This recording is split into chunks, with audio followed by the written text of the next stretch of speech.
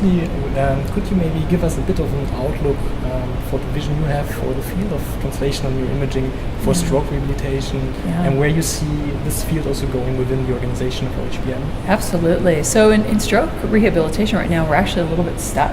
Yeah. We've had a bunch of clinical trials lately that have failed or failed to show a benefit beyond regular care.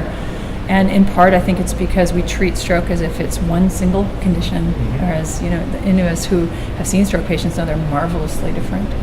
And so what we've become really interested in my group is understanding biomarkers that can help us subcategorize people with stroke, and then using those biomarkers to predict what recovery patterns we might see, and also which treatment is going to be best for which patient.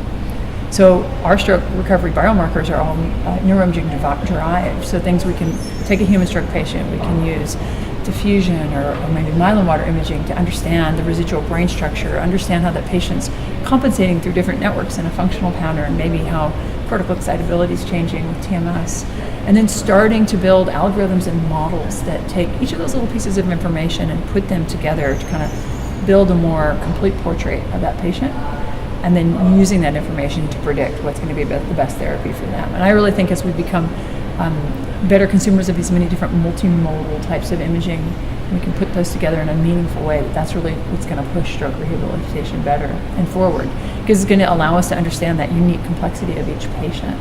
Similar to what you might think of when you think of cancer treatment, right? And cancer things are very personalized, highly tailored to each individual, and that's where we want to use neuroimaging to go with our stroke patients. So that's the future I envision, and I hope we're moving rapidly towards it.